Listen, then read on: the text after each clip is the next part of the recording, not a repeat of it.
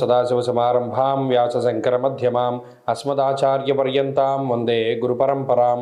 జ్యోతిషాస్త్రాన్ని భావితరాల వారికి ప్రసాదించిన ఋషుల యొక్క పాదపద్మాలకి నమస్కారం చేసుకుంటూ, అలాగే నాకు ఈ జ్యోతిష విద్యను నేర్పిన గురువర్యులు జ్యోతిష బ్రహ్మ కీర్తిశేషులు శ్రీ ఈరంకి సూర్యనారాయణమూర్తి గారు, సూర్యశ్రీ దైవజ్ఞ గారి యొక్క పాదపద్మాలకి నమస్కారం చేసుకుంటూ, ఓం శ్రీ మహాగణాధిపతి నమః, శ్రీ గురుభ్యో నమః, హరి ఓం. వీక్షకులందరికీ నమస్కారం. వృశ్చిక రాశి వారికి ఈ వారం మధ్యస్థమైనటువంటి ఫలితం కనబడుతూ ఉన్నది.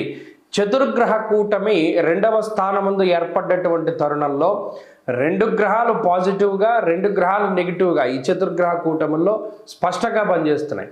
ఉదాహరణకి రవి 2వ స్థానంలో సర్వధాన్య ఫలం స్వల్పం గమనం వ్యధ, అంటే ఏ పని చేసినా వీడికి ఏ ఫలితం రాకూడదు అన్న విధంగా రవి ఫలితాన్ని ఇస్తే, సస్యవృద్ధి ఆయురారోగ్య వృద్ధిని కలగజేసేటువంటి గ్రహాలు శుక్రబుధులు. Quiet Contra. మీరు చూడండి, ఒకేసారి చలి ఒకేసారి వేడి ఉన్నప్పుడు ఎలా అయితే న్యూట్రల్ అయిపోతుందో, 2 గ్రహాలు పాజిటివ్గా వాక్స్థానమందు 2 గ్రహాలు నెగిటివ్గా వాక్స్థానమందు ఉండడం వల్ల 2 న్యూట్రల్ అయిపోతాయి.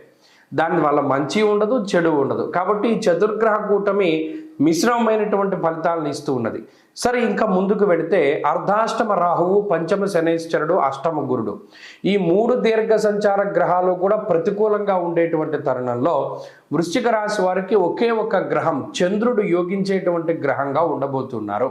అంటే ఈ వారంలో చంద్రబలం ఒకటి ఉండడం వల్ల మానసిక ప్రశాంతత దొరుకుతుంది. దేంట్లోకి వెళ్ళినా రవి వల్ల మాట పట్టింపులు వచ్చి, కుటుంబ సమస్యలు వచ్చి, ధన నష్టం కలిగితే, శుక్రుడి వల్ల మళ్ళా పోయిన ధనాన్ని సంపాదించుకుని, ఆ మాట వల్ల వచ్చిన తగు మళ్ళా మాట ద్వారానే సద్దుమణిగించుకుని, లేదు మరేతరత్ర ఆర్థిక పరిస్థితులను మెరుగుపరచుకోవడానికి ప్రయత్నం చేస్తూ, ఈ చంద్రుడి వల్ల వచ్చేటువంటి మనశ్శాంతిని పొందేటువంటి విషయాలు, అలాగే కుటుంబ సంబంధమైన విషయాలు, కుటుంబానికి దూరంగా వెళుతూ ఉండడం, ఏదైనా విహారయాత్రలకి లేదా విశేషంగా ఏదైనా తీర్థయాత్రలకి వాటికి వెళుతూ ఉండేటువంటి పరిస్థితులు, లేదా కుటుంబానికి దూరంగా వెళదాం, కొంత మనం ఎంజాయ్ చేద్దాం అనేటువంటి ధోరణిలో ఎక్కువ వృశ్చిక రాశి వారికి ఆలోచనలు వస్తూ ఉంటాయి. అలాగే ఎక్కువ ధనాన్ని అనవసరంగా ఖర్చు పెడతారు, నీళ్లప్రాయంగా ఖర్చు పెట్టేటువంటి పరిస్థితులు ఉన్నాయి.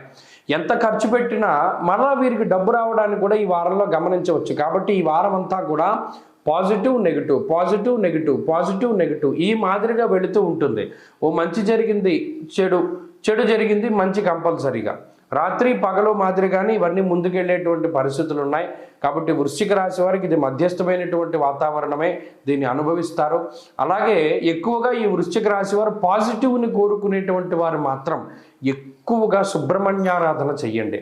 ప్రతిరోజు సుబ్రహ్మణ్య అష్టోత్తరాన్ని పారాయణ చేయడం ద్వారా కూడా నెగిటివిటీ తగ్గుతూ ఉంటుంది.